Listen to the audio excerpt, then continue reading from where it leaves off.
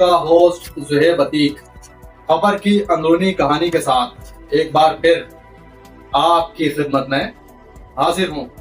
सिंध में वज़ीर आला सिंध और वज़ीर दाखिला के दरमियान पुलिस के तबादलों के मामले पर मुबैना तौर पर बड़े पैमाने पर सर्द जंग का आगाज हो गया।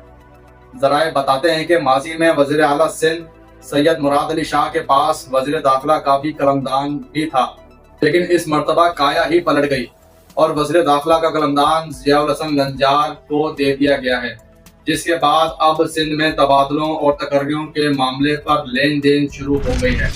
जराए बताते हैं कि IG सिंध गुलाम नबी मेमन की तकर्री में ताख़ीर भी इसी का शाखसाना था। वज़ीर आला सिंध चाहते थे कि गुलाम नबी मेमन दूसरी बार IG सिंध तैनात हों और पीपल्स पार्टी के कई रहनुमा इनकी तैनाती की मुखालफत करते नजर आए थे, लेकिन वज़ीर आला सिंध की सुनी गई और बिलाखिर IG सिंध गुलाम नबी मेमन की तैनाती हो ही गई।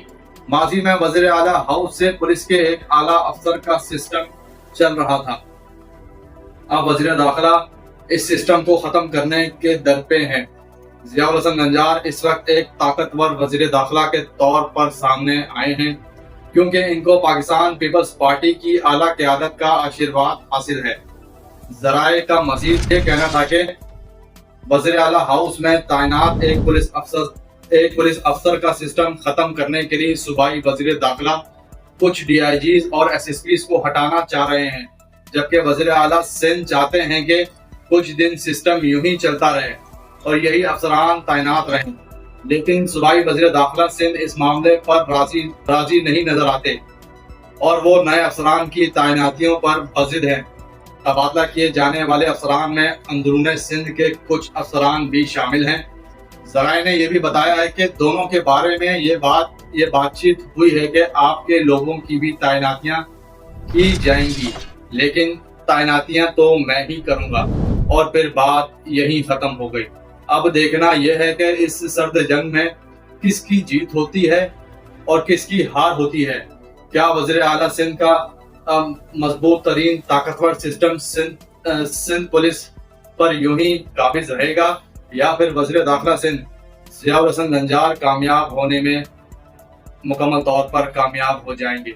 सिस्टम का खात्मा होगा, या फिर सिस्टम में चलने वाले अफसरान यूं ही मजीद मजबूत तर होकर सिस्टम पर काबिज रहेंगे और अपनी मनपसंद पोस्टिंग्स में बराजमान होकर अपने अपने टेनओवर को पूरा करेंगे। ये तो आने वाला वक्त ही बताएगा कि क्या होने जा रहा है, कौन कहाँ जा रहा है। ये तो आने वाले वक्त ने ही फैसला करना है कि किसकी जीत होती है और इस सर्द जंग में किसकी हार होती है। जी।